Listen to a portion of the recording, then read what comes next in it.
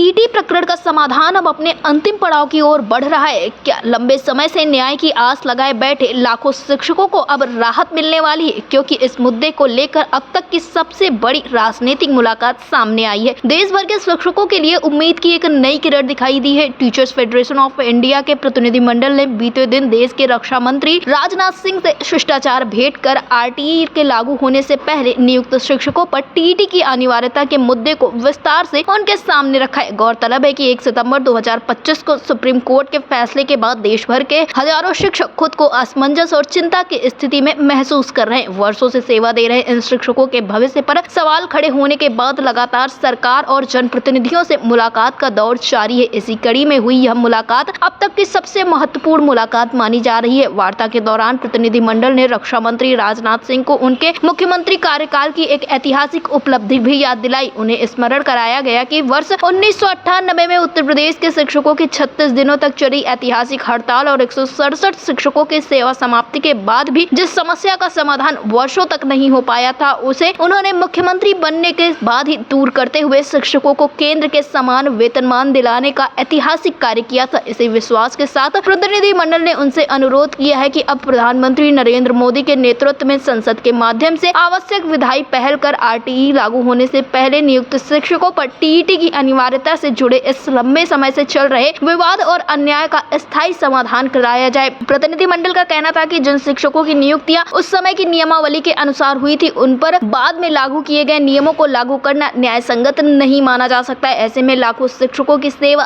सम्मान और भविष्य को सुरक्षित करने के लिए केंद्र सरकार को ठोस कदम उठाना चाहिए। बैठक के दौरान देश भर के शिक्षक समुदाय की भावनाओं से भी रक्षा मंत्री को अवगत कराया गया। प्रतिनिधिमंडल ने विश्वास जताया है कि जिस प्रकार उन्होंने अतीत में शिक्षकों की बड़ी समस्याओं का समाधान किया है, उसी तरह इस बार भी उनके प्रयासों से सकारात्मक रास्ता निकलेगा। इस अवसर पर टीचर्स फेडरेशन ऑफ इंडिया के राष्ट्रीय अध्यक्ष डॉक्टर दिनेश चंद्र शर्मा और राष्ट्रीय उपाध्यक्ष रामेश्वरम त्रिपाठी भी उपस्थित रहे। अब सभी की निगाहें केंद्र सरकार और आगामी राजनीतिक एवं विधायी पहल पर टिकी हुई है। क्या लंबे समय से लंबित इस विवाद का समाधान निकल पाएगा? क्या आरटीई से पहले नियुक्त शिक्षकों को आखिरकार राहत मिलेगी?